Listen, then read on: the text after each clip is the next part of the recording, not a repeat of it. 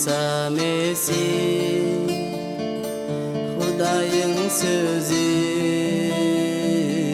durmuş coşkunu İsa Mesih Hudayın sözü durmuş coşkunu senin adında günem yuvuldu bütün kalbimi sana tapşırdım senin adında günem yuvuldu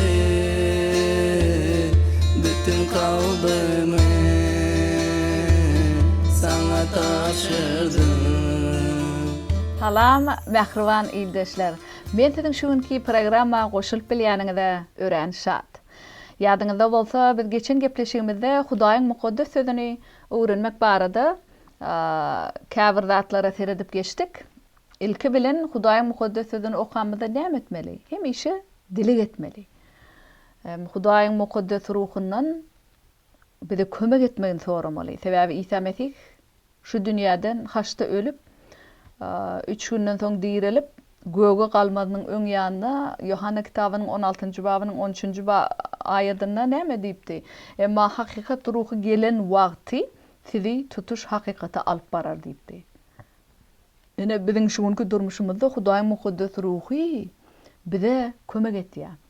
Her sapar Hudaýyň mukaddes sözüni şeýle elimize alyp açan badymyza hem okap başlamadymyzyň öň ýanyna ey Hudaý ene men sen mukaddes sözüň men elimne. Öz men kalbymda ýaşaýan mukaddes ruhuň üstü bilen öz hakykatyny, şu ýerde görýän hakykatlarym baňa dogry düşünmäge kömek et. Täze bular eýem aýan edilen sözler. Hudaýyň mukaddes sözü bize dogry aýan edilen. Şoň üçin aýanlyk barada gurun etmek gerek däl. Hemmeti bärde ýöne mukaddes ruhdan biz şunu düşündür şu ýerde aýdylýan zatlar diýip dilek etýär. Şoň üçin bize aýanlyk barada gurun etýärler bir şeýletiň ýanyňyza gelende siz gaty seresap bolmaly. Ýa biziň elimizde köni täze äht eýän bar. Hudaýyň doly mukaddes sözü bize eýem aýan edilen. Eni ol bize mukaddes ruh kömekçiini iyi verdi. Şu ýerde aýdylýan zatlary bize düşündirmek üçin. Şoň üçin şunu okamyda mukaddes ruh bize hemişe düşündirýär. Dilek edip mukaddes ruhdan şonu toramaly her sapar. Ene men size diýdim şol mukaddes sözü okamakdyň 3 ýolu bar. 3 tane ýönüköýji ýolu bar. Men siziň bilen şonu paýlaşmak isleýän, men geçen gepleşigimi şol birinji ýol bilen tamamlapdym. Ol gözegçilik. Men diýdim gözegçilik birinji ýol, hemem bir gaty wajyp ýol. Hem şu birinji ýol gaty uzak wagt alýar. Täze biz şol ýolda birinji adymda biz köp zatlary öwrenýär. Gaty köp zatlary öwrenip bilýär. Gözegçilik edeňizde siz ene hemişe şu soralara jogap gözleýärsiňiz. Şonu ýatdan çykarmaň. Hudaý kim? Ol näme etýär? Hemen ben ona bolan gatnaşygymda nähili hereket etmeli. Hudaýa bolan gatnaşygymda. Ene şu soralar siz hemişe gözeňizde tutmaly. Şol islenlik kitaby ýa-da bölümi baba okaňyzda seresaplyk bilen siz şol bölümde babda näme diýilýändigine we nähili aýdylýandygyna siz uly üns bermeli. Ene siz muny şu teksti okanyňyzda şu soralaryň üstü bilen etip bilýäňiz. Siz hemişe şol teksti okanyňyzda kim, näme, niride, haçan, näme üçin, nähili diýen soralar soramaly. Her bölüm okanyňyzda. Şonu siz gaty köp zatlar öwrenýäňiz. Şu soralara jogap tapmak üçin köp zatlar öwrenýäňiz. Soň siz şol kim, näme, niride diýip şu soralar gözeňizde tutup, siz tekstiň içinden ene şeýle soralar hem sorap bilýäňiz. Awtor kim? Bu kitaby ýazan awtor kim? Ol kim bolan şol käri boýunça da? Şu kitap kime ýazylan? Siz haýsy kitaby okaýan bolsaňyz, Yohanna bolsun, Filipler bolsun, Kolosiyalar tapady ýok. Şonda siz awtor kim, bu kitap kime ýazylan? Ol ýewreýlere ýazylanmy ýa-da Yehudi dällere ýazylan, iman etýärlere ýazylanmy ýa-da iman etmeýärler üçin ýazylanmy? Bu ayrıtın bir adama yadlanmayın. Misal için Timoteus. Pavlus şu hatıny diňe Timoteus'e ýazdy. Ol şol ayrıtın bir adama ýazlanmy ýa-da bu tutuş bir halka, gruppa ýazlanmy. Ene şu soralar şeýle sorap bilýän. Ýene de siz şeýle sorap bilýän. Näme üçin awtor şu kitaby ýazdy? Näme üçin ol ýazypdyr? Kolosiyalar, Filipler şonu okaňyzda soraň şu soralar. Awtor şu kitaby ýazmagynyň esasy maksady näme? Näme üçin ol ýazdy? Şu kitaby. Awtor käwat bize näme üçin ýazýandygyny aýtýar, ýöne käwat biz şonu şu bölümi gaýta-gaýta okap, şu bölümiň üstü bilen bilip bilýär. Käwata aýdyň açyk görkezilýär bize. Mysal üçin 1-nji Ýohanna kitabynyň 1-nji babynyň 4-nji babyna Ýohanna diýär, men şu kitaby siziň şatlygyňyz dolup daşmagy üçin ýazdym diýär. Ene käbir kitapda şu maksadyny bilip bilýär, näme üçin ýazandy. Käbir kitapda awtor bize aýtmaýar, ýöne biz ony kontekstinden bilip bilýär. Kontekst biz näme diýdik? Bu esasy pikir kitapda. Esasy ideýa şol okayan bölümde. Başga da ýene sorap bilýär, nähili wajib temalar bar şu bölümde. Ene şonu şeýle soraýar. Hem şu bölümdäki babdaky esasy açyr sözler näme? Şonu tapmaly. Açyr sözler diýip bilýän esasy şu bölümde esasy temany bize tapmagy kömek etýär. Şu açyr sözleriň üstü bilen biz şu bölümüň kitabyň temasynyň nämedigini bilip bilýär. Şol gaýtalanýan sözlere, köp gaýtalanýan sözlere söz ünt bermeli. Sebäbi şolar bize temany görkezýär, esas temany. Ýene nähili sorap bilýär. Awtor okuwçylaryň näme bilmegini isleýär şu kitabyň üstü bilen. Näme üçin ol aýtýan zatlaryny? Ene biz şu bölüm okaňyzda siz şeýle pikir ediň, şu ýerde problema barmy bu kitapda? Problema aýdylyp oturýarmy ýa-da duýduruş berilýärmi? Hudaýyň häsiýeti suratlandyrylýarmy? ýa-da imanlar uruklandyrylýarmy? Ene şu soralar gaty wajib soralar. Ene şolaryň hemmesi şu birinji ýol, birinji ädim. Gödökçülük. Şu gödökçülük edýän wagtyňyzda şu soralaryň ählisin soraýaňyz. Ýene başga da köp soralar bar. Ýene de şu babda kimler bar? Şu okayan babyňyzda ýa-da bölümňizde kimler bar?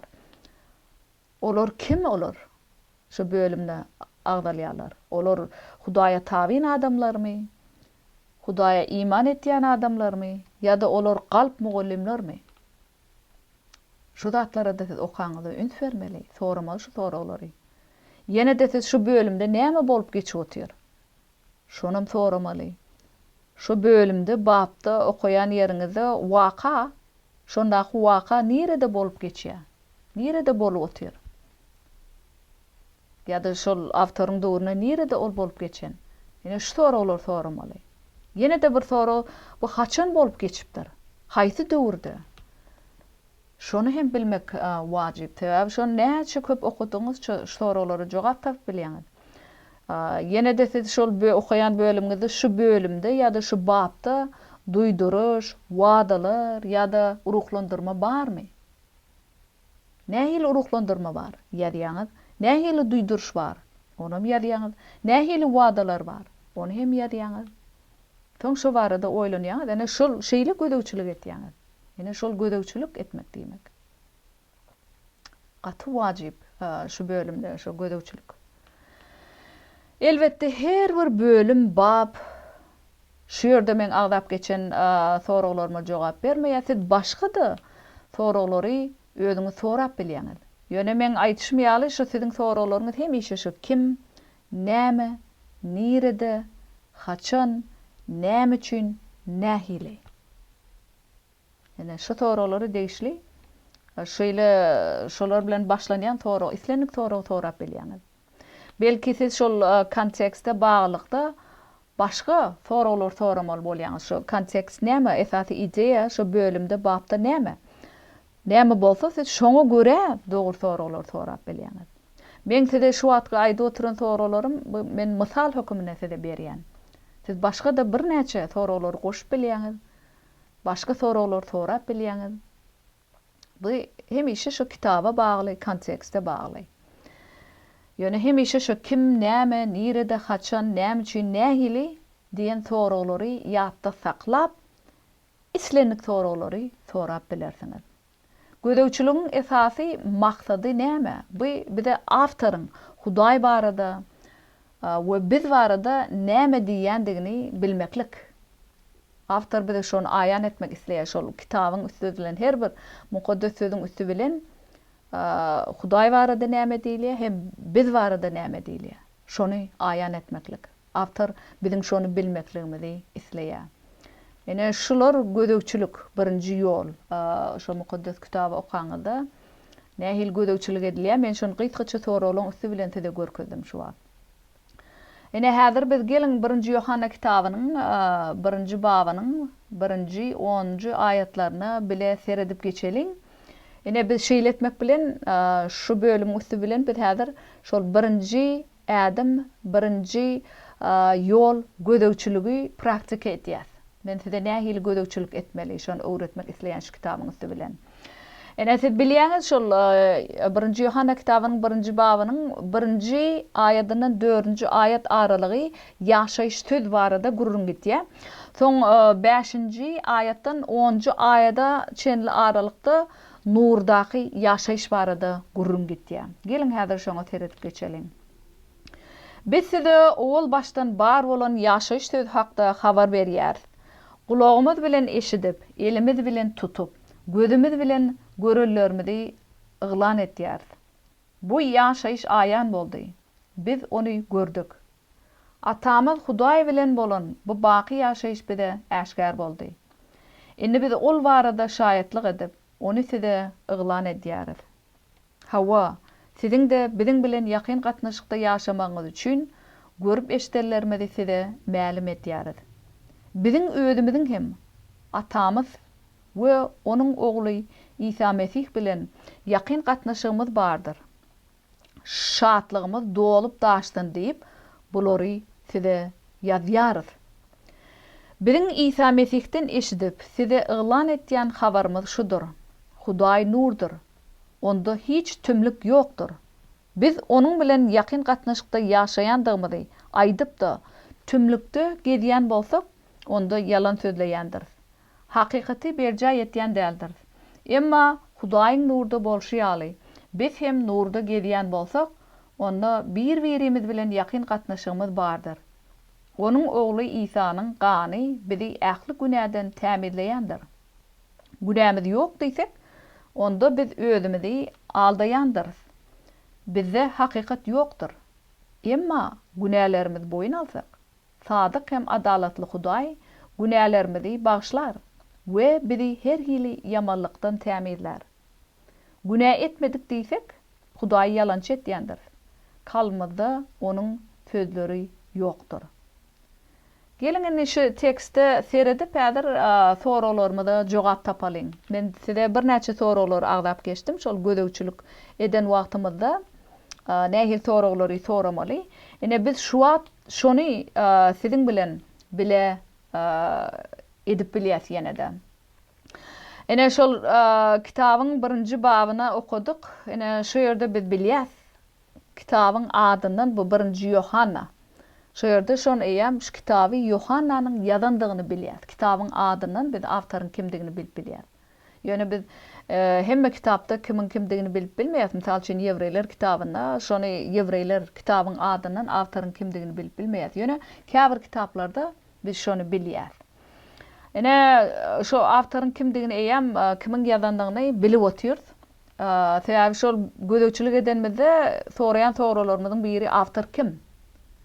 Ene şu 1-nji Ýohanna kitabynyň 1-nji babynda şol biz bilýäs Ýohanna bu kitaby ýazdy. Sebäbi kitabyň ady bize şonu görkezýär. Ene ýene-de 4-nji aýatda biz görýäs şol kitabyň näme üçin ýazlandygyny biz bilýäs. Şu gödöwçilik eden wagtyňyzda siziň soraglaryňyzyň biri awtor näme üçin şu kitaby ýazdy. Ene 1-nji Ýohanna kitabynyň 1-nji babynyň 4-nji aýatynda Ýohanna bize şu sebäp berýär. Şatlygymyz dolup daşdyn diýip bulary size ýazýar diýär. Şu ýerde birinci Yohanna kitabına yazılan zatların hemmesini bizim şahatlığımız hem dolup daştın deyip şonu yazıp otuyor. Tabi Yohanna İsa Mesih bilen bile şu İsa Mesih şu dünyadaki şon bilen bile yören, onu gören şagirt ol. Şoň üçin başta o näme diye bize ol baştan bar bolan ýaşaýyş söz hakda size habar berýär diýip otur. Näme diye biz kulağımız bilen eşitdik diye. Men öz kulağım bilen İsa Mesih'in aýdan zatlaryny eşitdim, töwe men oňy ýanynadım diye. Elimiz bilen hem tuttuk diye şu men İsa Mesih'e öz elim bilen degip gördüm diye. Şu dünýä gelen wagt o İsa Mesih'in ýanyna şagird edi. Yine de ol şu birinci ayette gözümüz bilen gördük diye. Men şu wagtda ýazyp oturan zatlarymyň hemmesi öz kulağım bilen eşitip, öz elim bilen degdim oňa, öz gözüm bilen gören zatlarymy size yglan edip otur diye. Nähili wajyp, hakykat bärde. Ýöne ýeri ýazylan zat däl bu. Yohanna İsa Mesih bilen bile bolan şagird. Şoň üçin hem şonu bize aýdyp oturýar birinji aýatda. Öz gözüm bilen görüp, kulağım bilen eşiten zatlarym hem elim bilen oňa degdim diye. Men şu zatlar saňa size aýdyp oturýar diye. Men şoň üçin şu kitaby şu siziň hem şatlygyňyz dolup daşdyn diýip ýazdym diye. Ene bize şol esasy maksadyny näme üçin awtor ýazdyr şonu? Şonu 4-nji babda görýär. Sizem öz okan wagtyňyzda awtor kim? Näme üçin awtor şu kitaby ýazdyr? Şu soragy berip şonu okan bölümden jogaby tapyp bilýäňiz. Yine de ikinci ayette biz görýäs, Yohanna şu kitap bize İsa barada şaýatlyk etmek üçin ýazandygyny hem görkezýär. Näme diýdi? Bu ýaşaýyş aýan boldy. Biz onu gördük. Atamyz Hudaý bilen bolan bu baky ýaşaýyş bize äşkar boldy. Indi biz ol barada şaýatlyk edip, onu size yglan etýäris diýär. Ene ol gördü, oň bilen bile boldy İsa Mesih bilen Yohanna. Indi şol görüp eşitip eden İsa Mesih bilen eden zatlarymyz şu wagt şaýatlyk edip otur niýetinde. Şu barada şaýatlyk edip, indi şonu size yglan edip otur niýet. Näme yglan etýär ol? Ýaşaýyş, ebedi ýaşaýyş İsa Mesih'in üstü bilen şonu bize yglan edip otur. Şu barada ol şaýatlyk edip otur. Ol yine 3-nji ayetde diýär, şonuň üçin şonuň siziň de biziň bilen ýakyn gatnaşykda ýaşamaňyz üçin görüp eşitellerimizi size mälim etýär. Biziň özümiziň hem atamyz we onuň ogly İsa Mesih bilen ýakyn gatnaşygymyz bardyr diýär. Endi biziň hem İsa Mesih'e iman edip, ata Hudaý bilen hem İsa Mesih bilen ýakyn gatnaşykda bolmagymyz üçin Yohanna şu kitaby ýazyp görüp eşiten zatlaryny bize aýan edip otur. Öz gözü bilen, kulagy bilen eşiten zatlaryny bizi bilen paýlaşýar. Bu nähili şatlyk. Elbetde şu hoş habar eşitemede biziň hem şatlygymyz dolup daşýar şeýle dämi? Gaty wajyp, gaty wajyp. Toň ýene de şu okan bölümde gelin häzir nähili açyr sözler bar. Şoňa da seredip geçelim. Ene biz görýäs 3-nji ayatda esasy şeýerde gatnaşyk sözüni görýäs. Iki gede gaýtalanýar şu 3-nji ayatda. Gatnaşyk, bu Hudaý bilen gatnaşyk hem birige bolan gatnaşyk barada. Ene gelin häzir ýene bir sapar şol 3-nji aýatda okap geçelim. Hawa, siziň de biziň bilen ýakyn gatnaşykda ýaşamaňyz üçin görüp eşitellerimizi size mälim etýär. Biziň özümiz hem atamyz we onuň ogly İsa Mesih bilen ýakyn gatnaşygymyz bardyr diýär. Biziň özümiziň hem. Ene şu gatnaşyk sözi iki gezek gaýtalanýar şol 4 aýatyň içinde, birinji bölümde 4 aýatyň içinde iki gezek gaýtalanýar. Şoň üçin şol biz ýygy-ýygydan gaýtalanýan sözü üns bermeli. Täze şol ýygy-ýygydan gaýtalanýan söz bize esasy temany görkezýär. Şu bölümde esas tema näme? Şonu görkezýär. Ine şu bölümden biz bilýär gatnaşyk esas tema. Eger biz İsa Mesih'e iman etsek, biziň Hudaý bilen gatnaşygymyz bolýar iman etdi bilen. Şeýle hem beýleki İsa iman etýärler bilen hem gatnaşyk bolýar bizde, iň ýakyn gatnaşyk. Yohanna ene bize şonu aýan edip otur. Yine de ikinci bir esasy açar söz şahtlyk bärde. Şahtlyk diňe bir gezek gaýtalanýar 4-nji aýatda. Ýöne ol gaty wajyp. Täbi bu bize Yohanna'nın şu kitabı näme üçin ýazandygynyň esasy maksadyny görkezýär. Şoň üçin şu şatlyk sözü wajyp. Şol şatlygy bize aýan etmek üçin Yohanna şu kitabı ýazdy. Ene gelin häzir 4-nji aýaty ýene bir gezek okap geçelim. Şatlygymyz dolup daşsyn diýip bulary size ýazýar diýär. Şu kitabyň ýazylmagynyň esasy maksady şatlygymyzyň dolup daşmak. Şoň üçin şol açar söz bolup bilýär şu bölümde. Ene siz görýäňiz ýa şu nädip okaňyzda nähil soralar soramaly. Awtor kim? Awtor şu kitabı näme üçin ýazdy? Şu kitapda esasy açar sözler näme? Gaýtalanýan, ýygy-ýygydan gaýtalanýan sözler näme? Toň ýene başga bir esasy üns bermeli dadyňyz kimler şu bölümde bar? Biz kimler görýäs şu bölümde? Kim şu ýerdäki adamlar? Şoňa da seretmeli bolýar. Ene biz görýäs şonu. Bize diýen çalışma sözleri köp gaýtalanýar şu ýerde. Ene şol bize sözleri bu Yohannany hem şoň beýleki şaýatkarlaryny görkezýär. Beýleki şo Yohanna bilen şu döwürde şaýatlyk edenleri görkezip otur. Ene siz görýäňiz şonu biz ene size mälim etýär. Biz diýip otur, biz kim berdi? Şonu 3-nji aýatda da görýär.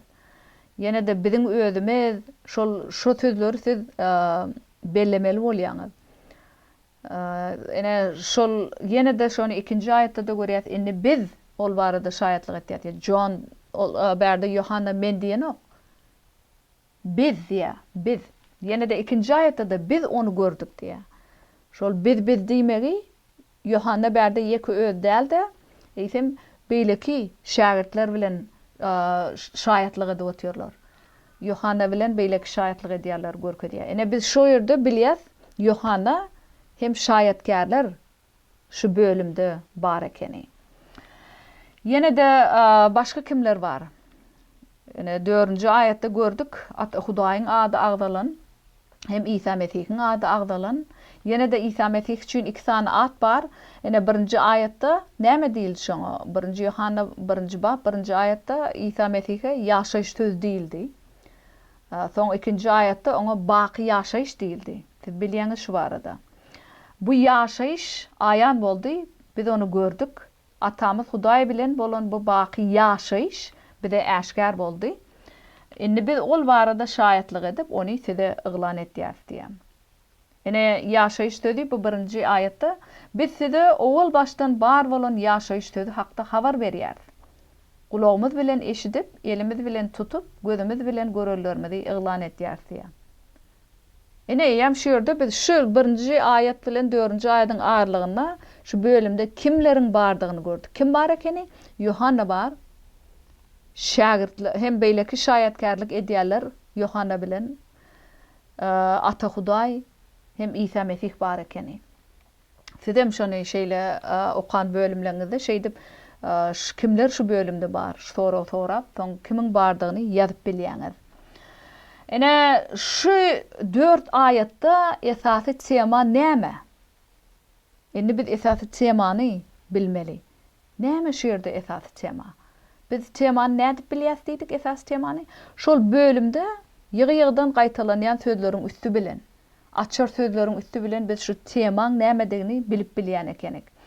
Ene şol 1-nji bab, 1-nji Yohanna 1-nji bab, 1-nji 4-nji aýatlaryň aralygynda açar sözler näme diýdik biz?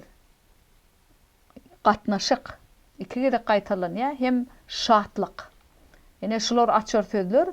Ene şol açar sözlere seredip biz şol 4 aýatyň içinde 2 temanyň bardygyny bilýär.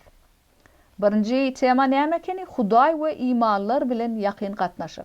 Ene biz muny 3-nji aýatda gördük.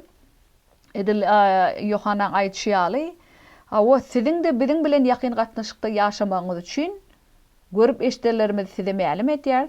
Biziň özümiziň hem atamyz we onuň ogly İsa Mesih bilen ýakyn gatnaşygymyz bardyr" diýär. Şu ýerde görüşmedi ýaly 3-nji aýatda Hudaý bilen biziň gatnaşygymyz hem biziň imanlar bilen gatnaşygymyz barada, ýakyn gatnaşyk barada gurun gitýän ekeni. Ene şol 1-nji tema. 2-nji temada şatlyk bizi dolup daşıyan şatlık esas tema şurada. Dolup daşıyan şatlık bu 4-nji ayetde. Şatlığımız dolup daştın deyip bulary size ýazýar diýär.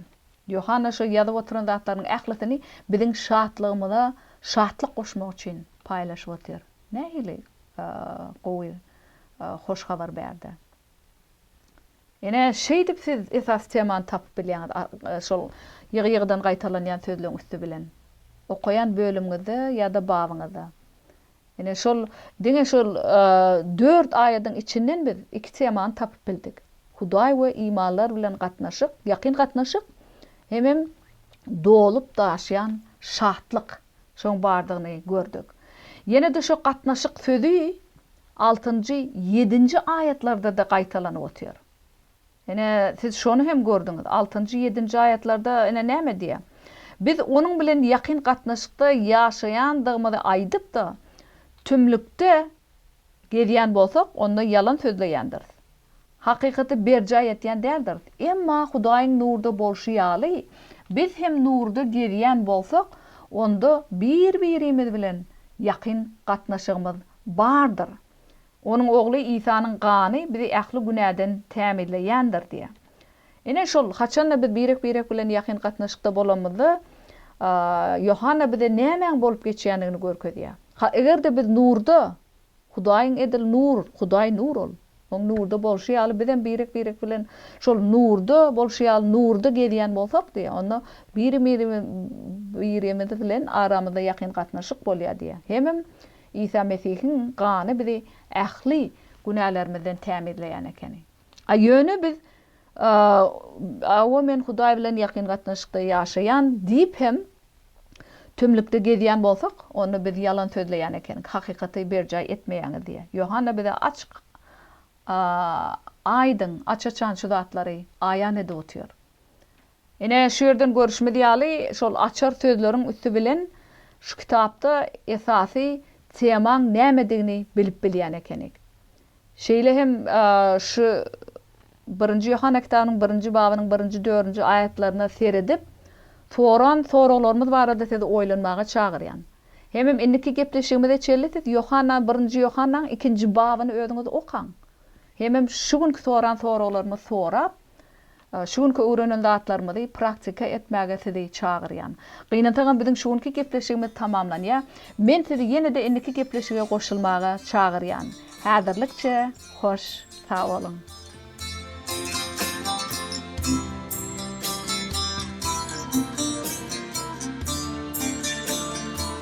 Senin adında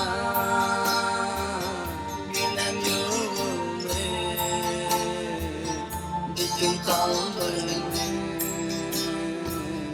sana tapşır.